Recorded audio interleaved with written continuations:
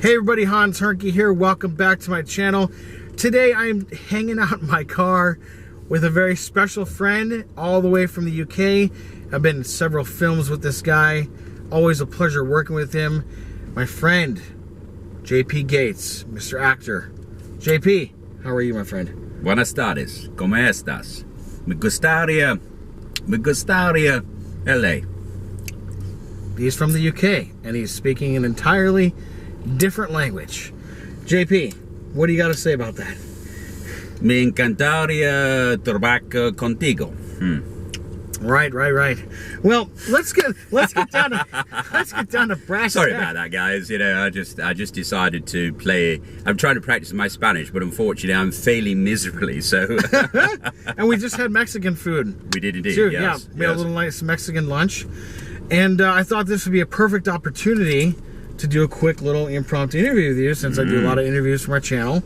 You do indeed. Yeah. Yes, I've seen some of them. They're actually pretty good, actually. Well, thank you. Yes. I appreciate it. Yes. Well, I'm glad you get to be on it now. Indeed. You know, I've been dying to get on this. I've been absolutely dying. You know. Well, now's your chance. Now's your chance. Yeah. You are here working on a film here in LA. I am indeed. Right. Yes. It's a horror comedy where one plays a gardener who is a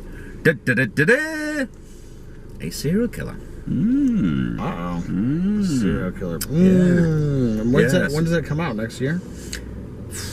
Who knows? I mean, I would have thought it would come out next year, but you know, you never know with editing and post-production, and I suppose it's more to do with the distribution and who distributes it, you know. But but it's very funny. I mean, it's a horror comedy, you know, because this guy is a bit like Mr. Bean, if you remember Mr. Bean. So he doesn't really know what he's doing, and everything, when he tries to stop it, then it gets worse, you know. So in this particular situation, it gets really worse. So is he kind of clumsy like Inspector Clouseau as well? Yes, yeah. In a way. Yeah. I mean, definitely. Yeah, Clouseau is actually a good analogy, actually. Yeah. Yeah, because everything he does wrong, it actually ends up helping the case out. Indeed. Yeah. That's awesome, man. Yeah. So as one does, you know. So yeah, it's nice to be here, although it's mucho caliente, you know, but it's nice to be here, man, you know. Cool, dude. Yeah. Well, how did you get started in acting? You have like a lot of credits behind you, and you know, a lot of your films are out on the shelves in the UK. Yeah. You did the one with the Knights and the Dragons, right? I saw that one. It was in Redbox. You have quite a history of a lot of films. When did you get started, and what got you inspired to do all that? Right. Well, I started off in 1992. So it shows I've been in the business a long time. And I did I don't know how I should mention this, but I did a BBC series called El Dorado. And that was the first time I tried to speak Spanish, by the way, and I haven't improved it since. But so yeah, El Dorado was a soap that was shot in Spain, and it was supposed to at the time represent the European Economic Community, or the European Union, and it's very topical now because we've got these issues of Brexit, where the UK is wanting to leave the European Community when they've been there, I think, since 1973, so 46 years.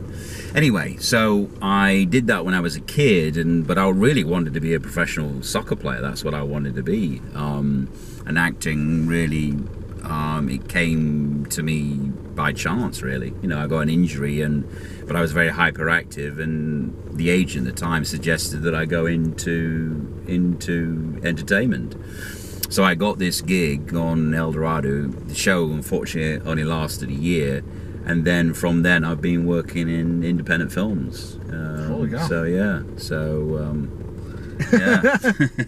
Nice. And you got a publicist that puts you out Yes. a lot, right? Is your publicist the one that gets you a lot of these roles, or is it a little bit of both? No, I mean, over here, I'm fortunate that I have a three-tiered representation structure. So I have an agent, manager, and a publicist. And obviously, the manager you know this, that the manager in essence nurtures your career. The agent's the booker, the lawyer, my publicist really acts as a second manager, because he does more than, promoting and getting me interviews, or getting me on magazines or social media or whatever. He's more, he'll talk to anybody, so we'll go to a party, and by all means he's a very brash New Yorker, but he wears these colourful coordinated suits. And I remember meeting him one time at AFM. Yes, you do. Yeah. I mean, and he'll talk to everybody. So he's got your card. He always gives my card out. Probably gives my card out too often, but but it's it's reasonably successful. And I've been working over here now for, dear me, about 12, 13 years, I think now, on and off. Not all the time, but this is the first time I've been in LA shooting now for about 18 months. But I was in Alabama in February shooting a war movie. So oh, cool. So I've just been fortunate to. If they want a villain or a European villain, then usually they go to J.P. Gates. Do they make you read for any of this, or are they like? Yes.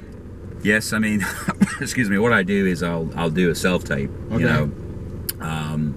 And I kind of was. I suppose I'm fortunate that I was probably one of the first British actors to really get involved in that.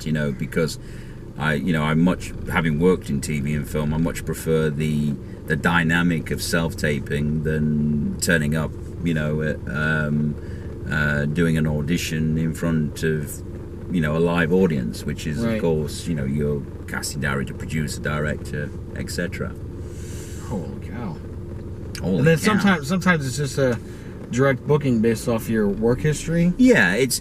I would say more so in Europe than over here. If I do, I tend to have to do maybe 2 or 3 self tapes to get the gig, because usually, the agent or the manager will set up the self tape with the casting director, and then the casting director will refer that to the producer director, or if it's a studio gig, which, let's face it, I've not done many of those, but it will go to various different producers, and then they will they'll give you their notes and ask you to do a different improvised version of that particular text. Okay. All right. Well, I've had the pleasure of working with J.P. Gates on several films. You have indeed, sir. The and I've had the Haunted? pleasure of working the Hernke as well, yeah? The Hernke. Yeah, Love the it. Hernke. The Hernke. Yeah. So we did Haunted 2 through 5 together. Yes. He's the medium. I played the American paranormal investigator. Investigated some pretty haunted places We did. in where were we? Essex and Wickford. That's right. Slade Green. And Yes. the pub. Yes. Yeah, we had a lot of fun making those movies, and then all of a sudden our next biggest one came, where it was all a script and things that we had to follow, and that was Script? that. Yeah, The Howling. What's that about? The script. Come on. Yeah, the That script. doesn't work. The Howling was our biggest one after that. Yes, yeah, which is, to all intents and purposes, I suppose a remake of the original Frankenstein, shot in black and white. But the great thing about this one is, in essence, it's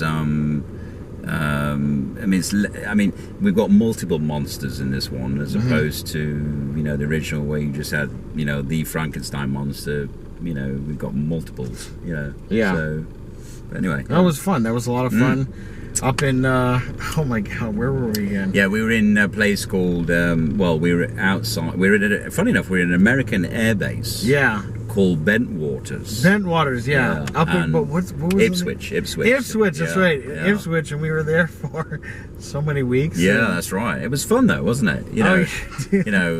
What was interesting was that I always remembered that the building we were filming at was called the Star Wars building. Star Wars Yeah. building, and I think it was named after Reagan Yeah. when he initiated the Star Wars program back in the 80s, I think it was. Yeah.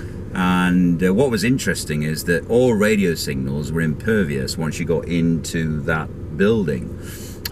So you couldn't make a phone call because you didn't have any any reception. You know, there were no radio waves. There were some weird vibes in that building. I think some of it affected some of us too. Oh, it definitely did. While we were filming it, because there were times where we were really stressed out. We were running long hours. Like the dinner table scene, that took almost 13 hours to do because there were a lot of beats and there were a lot of coverage that we had to film, and we were filming it in that room where that activity was happening. And I think that activity attributed some of the stuff that was happening on set while we were filming too.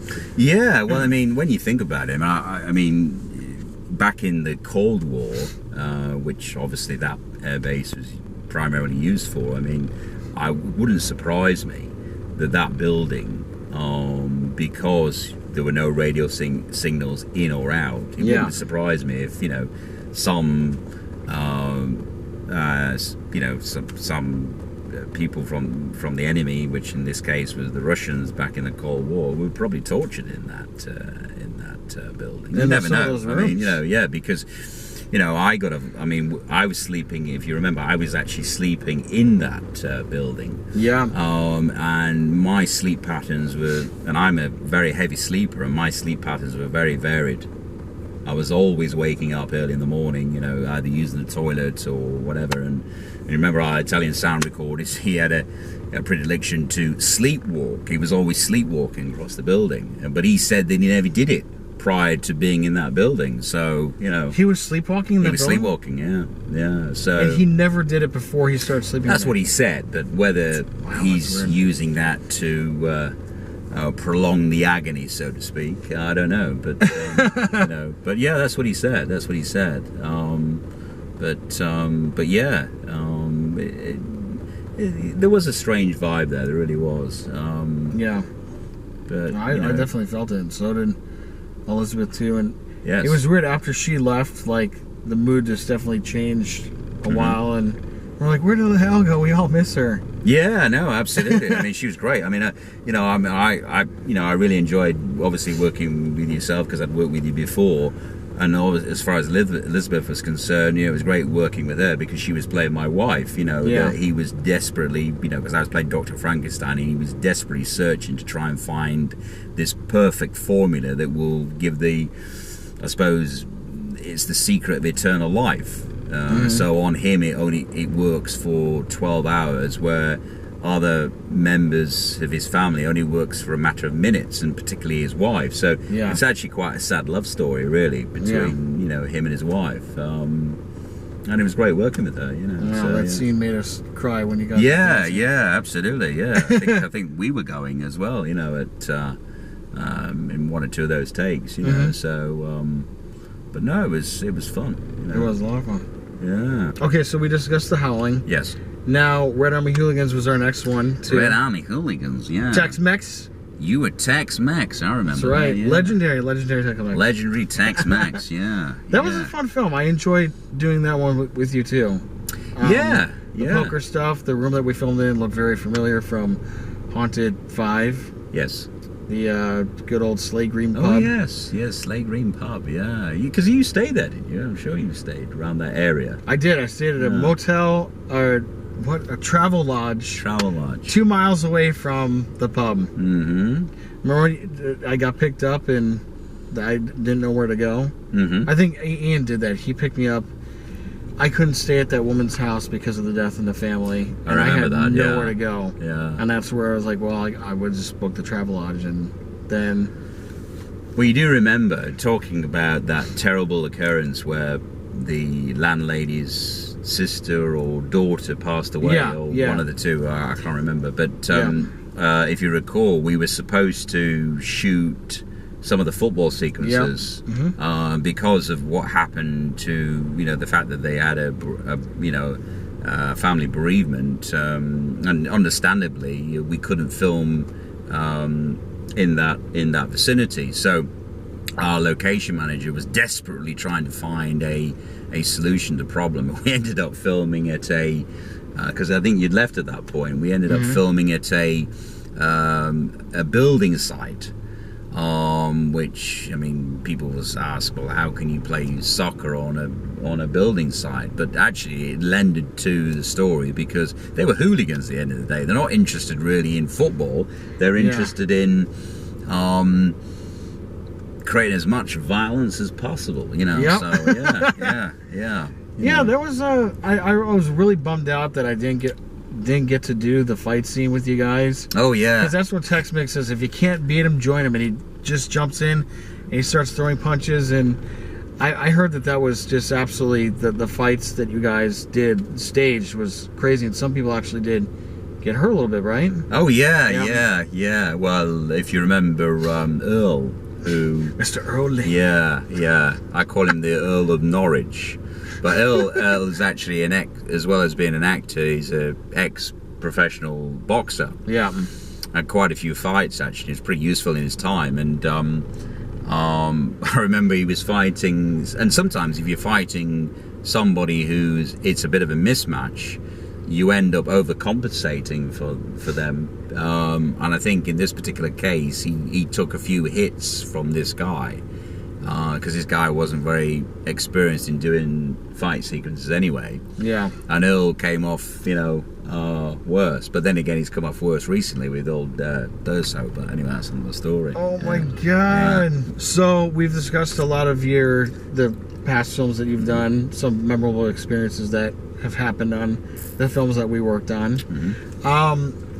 Do you have any other memorable ones you want to share from any films that we have not worked on together?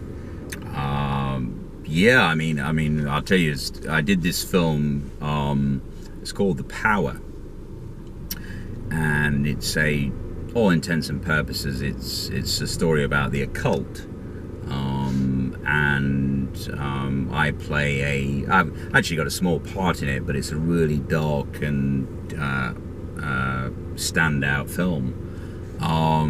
And anyway, so I play the boyfriend of the lead character. She's an author, and she gets kidnapped by the occult. And it's all about the syndicate, you know what I mean? Which exists in the UK and supposedly goes all the way up to the royal family. It's all about, everybody's got to do in the syndicate. They've got to do a favor for someone, you know what I mean, to be part of it. But anyway, so I play this guy who's I suppose deserves to be killed, but he's brutally chopped up, as it were. And I remember he gets dismembered, which for those uninitiated, I can't even say that right, I'm supposed to be English. I'm supposed Initiated? To be, yeah, uninitiated. I can't even say that. Anyway, so what happens is that the director said, JP, it's not working. I said, well, why is it not working? Because basically, this girl, she cuts off my member, as it were, and then she goes to eat it. Now, at the same time, the director said, right, okay, JP, what we're going to do is we're going to put a bag over your head. At that same time, when you realize you've lost your member, right? Mm-hmm. Of course, they're not filming my member at all. It's all about my facial reactions. Thank you.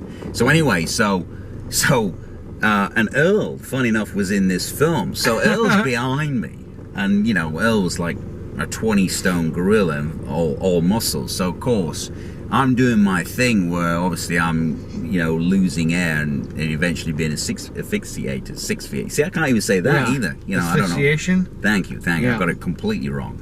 Anyway, so I'm doing my thing and I'm twisting from side to side, and he thinks I'm just going along with it, but I'm actually running out of air. I mean, it's really serious, right?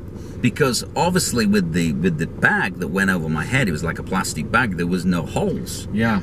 So I'm really going under, and I don't know how I did it, but I managed to leverage myself. So as I go down, I managed to pull Earl down with me, and then kick him in the head in order for him to release me, because there was no other way of doing it. So anyway, I'm kind of I like to think I'm a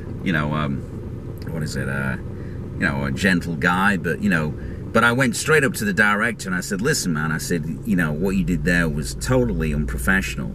And I grabbed him by the throat, And he said, mate, don't worry about it. He said, I wanted that performance, and I knew that if you went with it, you'd do it, and it looks great on camera, mate. Fucking Oscar. Fucking BAFTA, mate. You got a BAFTA there. Needless to say, I didn't get a BAFTA, but yeah, that was a near-death experience, and I've had quite a few near-death experiences. You didn't have like a safety word or anything for him to release? No, not really. I mean, it was. This director discovered quite a lot of, actors. That he discovered Andrew Lincoln, who was in The Walking Dead, and he discovered Mark Warren, who was in this British series called Hustle, and John Sim, who was in Life on Mars. So, and these actors work a lot internationally, so one always wanted to work with him, and therefore you kind of thought, well, what he says must be correct, and I just went with it in the heat of the moment and didn't realize you got to think about safety, so. Oh my god. Yeah. Oh wow. That's intense, man. Yeah, totally. Well, hopefully next time around there'll be a safety word. You can yell like Spumoni or something and they'll let you go. What does that mean then? Spumoni? Yeah. I got that from Will Ferrell movie. Okay. I think it was Ricky Bobby. You worked with Will Ferrell? No, I didn't. I did work with him on Wedding Crashers for like one day, but I remember the safety word was Spumoni, and something was going to let him go. I forgot what movie it was, but yeah, there's a safety word you can shout out next time if you're getting choked to death or something in a movie. Just hey, if you hear me yell Spumoni, let me go. Right? Yeah, but the problem is that if I say that on a UK set, they'll probably think, oh well, like, he's taking the piss. He's yeah. Because Spumoni, it's like Italian American, is it, or what? If any of you guys know what it is, please leave in the description below. Leave in the description below what Spumoni means. It could be a flavor of an ice cream, is all I know. Wait, is it a flavor of ice cream? Why are we having such a tough time with Spumoni? I don't know, buddy. You listen. That's all in your mind. It's all in the Hernke mind, That's right. So, Mr. JP, you're here doing a movie in LA. Yes. Do you have any other films that you're currently lined up to do this year? Yeah. Well, actually, I'm going to Atlanta to do something the end of this month, but I can't really talk about that at the moment.